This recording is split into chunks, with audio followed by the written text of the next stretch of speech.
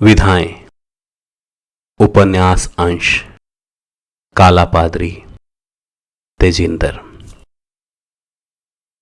तुमने आज सुबह का अखबार पढ़ा? मैंने उससे पूछा। हां, तुम शायद बीरे लकड़ा की मृत्यु के बारे में कुछ कहना चाहते हो। हां। मुझसे क्या जानना चाहते हो? उसने कहा। उसके चेहरे पर तनाव था। मैं जानना यह चाहता हूं कि यहां पर भूख से जो लोग मर रहे हैं उनके प्रति चर्च का क्या एटीट्यूड है। मैंने अचानक ही उससे सीधे सीधे पूछ लिया। अपनी आवाज की तलखी को चाहते हुए भी मैं छिपा नहीं सका। वह एक बार फिर चुप हो गया। उसके चेहरे के भाव तटस्थ थे। उसने गहरे नीले रंग की कमीज और साथ में काले रंग की पैंट पहन रखी थी। पैरों में वह अक्सर बूट पहनता था। ऐसा बहुत कम होता था कि उसके जूतों से ताजा पॉलिश की गंध आ रही हो। उसकी आंखों में झांकने पर एक तरह का भय लगता था। ऐसा लगता था कि उसने अपनी आंखों के पीछे पता नहीं कितने गुप्त रहस्यों का जखीरा छिपा रखा है। तुम भूख के प्रति चर्च का रवैया जानना चाहते हो ना? हां, वह तो पॉलिटिकल अंडरटोन्स पर निर्भर करता है, उसने कहा। उसने बैठे बैठे ही जमीन से एक पत्थर उठाया और बाहर गेट की तरफ फेंक दिया। वह अपने कहे हुए हर शब्द को च्युइंगम की तरह चबा रहा था। मैंने अपनी आंखें उसके चेहरे पर गड़ा दी थीं। उसका चेहरा स्थिर था। वह जैसे पत्थर में तब्दील हो गया था। हालांकि उसके चेहरे पर सब कुछ स्पष्ट था। I just could not understand your statement. मैंने अपने भीतर साहस बटोरते हुए कहा। I believe I can trust you. Yes, why not? मैंने उसी दृढ़ता के साथ जवाब दिया। हम लोगों के बीच अब तक कुछ ऐसे संबंध बन गए थे कि इस तरह के किसी सवाल की गुंजाइश मैं अपनी ओर से नहीं समझता था।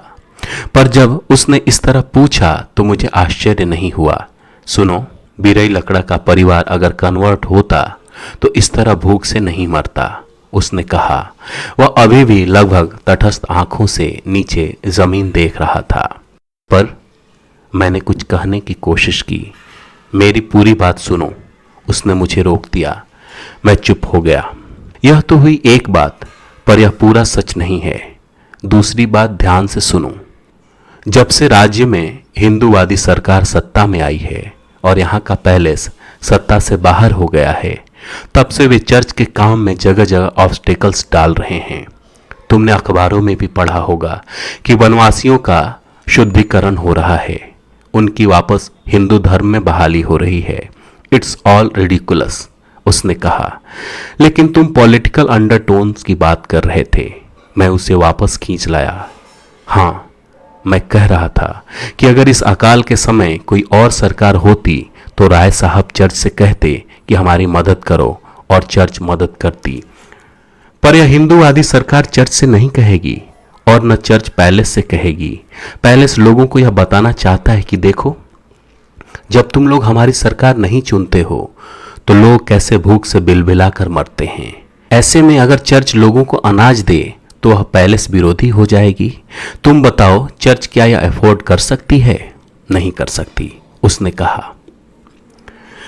वह पसीना पसीना हो रहा था। उसका चेहरा देखकर मैं डर गया था। तुम जानते हो भूख से आदमी की मौत किस तरह होती है? थोड़ी देर की चुप्पी के बाद उसने बोलना शुरू किया। वह बेंच से उठकर मेरे सामने खड़ा हो गया और उसने अपना एक पैर बेंच के साथ टिका दिया। मैं चुप रहा। मैंने जेब से रुमाल निकालकर एक बार अपना मुंह पोंछा। पहले दिन जब चावल का दाना मुंह में नहीं जाता तो लगता है कि जैसे सब कुछ गुम हो गया है, पर उम्मीद रहती है कि कल तक मिल जाएगा। अगले दिन भी जब चावल का दाना नहीं मिलता तो आस खत्म होने लगती है, पर लगता है कि चलो एक दिन और। पर तीसरे दिन के बाद सोचना पड़ता है कि चावल का स्वाद मुंह में घुलेगा भी या नहीं। आदमी उसकी गंध तक भूल जाता है। उसके बाद कुछ ऐसा होता है कि जिधर देखो चावल ही चावल बिखरे हुए नजर आने लगते हैं। पर आप उनको मुंह में नहीं घोल पाते। चावल के लिए अपने अंदर की सारी संवेदना आदमी खो देता है, यहाँ तक कि चावल के दाने को अपने शरीर के रोए रोए में महसूस करता है। यह बहुत त्रासद अनुभव होता है, क्योंकि आप महसूस तो करते हैं कि आपके जिस्म के रोए रोए में चावल भरा पड़ा है, लेकिन आप उसे पका नहीं सकते। उसको पकाने का अर्थ खुद को पकाने जैसा होता है। पहले देह की शक्कर सूखती है, फिर नमक, फिर पानी, फिर खून का बहना, और आखिर आपकी सांस रुकने लगती है। आप आसमान की तरफ देखते हैं तो अंधेरा ही अंधेरा दिखाई देता है। कई बार तो लगता है कि जैसे पूरा आसमान सितारों से नहीं बल्कि चावल के दानों से भरा पड़ा है, जहां आप पहुंच नहीं सकते, जिसे आप सिर्फ देख भर सकते हैं, छू भी नहीं सकते। फिर खाने का तो सवाल पैदा ही नहीं होता।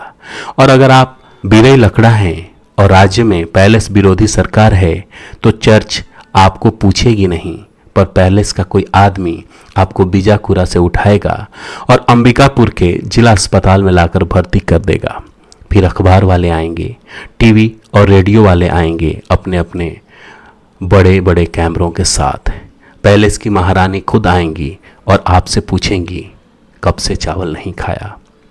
चावल शब्द आपको पूर्व जन्म में सुना हुआ कोई एक शब्द लगेगा, या फिर यह भी हो सकता है कि आप चावल नाम की किसी चीज को पूरी तरह भुला चुके हों। ऐसी स्थिति में जिला अस्पताल के डॉक्टर भी क्या करेंगे? वे आपको पकड़कर जबरदस्ती लोहे के एक पलंग पर लिटा देंगे और ग्लूकोज चढ़ा देंगे। जरूरत होगी तो ऑक्सीजन भी लगा देंगे। ताकत की कुछ गोलियां आपके सिरहाने रख देंगे और फिर आपस में बात करते हुए कोई डॉक्टर कहेगा, यार इस बिरई लकड़ा की किस्मत में राजयोग लिखा था। फिर वह चुप हो गया। चर्च का पूरा अहाता दिल दहला देने वाले एक सन्नाटे में तब्दील हो गया। बहरहाल तुम्हें पता है ना कि आज सुबह बिरई लकड़ा भी मर गया। हो सकता है कि वह भूख से न मरा हो, अस्पताल में किसी डॉक्टर के मुंह से राजयोग शब्द सुनकर ही मर गया हो। You know, if you are poor it's part of game for them. James Khakha बोलता ही जा रहा था। वह सुबह अस्पताल से होकर आ रहा था। यह अजीब था कि थोड़ी देर पहले जब मैं चर्च में आया था तो वह मुझे कितना शांत और सहज दिखाई दे रहा था। न केवल वह मुझे सामान्य लगा था, बल्कि वह तो दलित वायस टीवी का अंक पढ़ रहा था। मुझे लगता कि अक्सर ही जेम्स खाखा के भीतर की भाषा को पढ़ने में मैं कहीं चूक जाता था।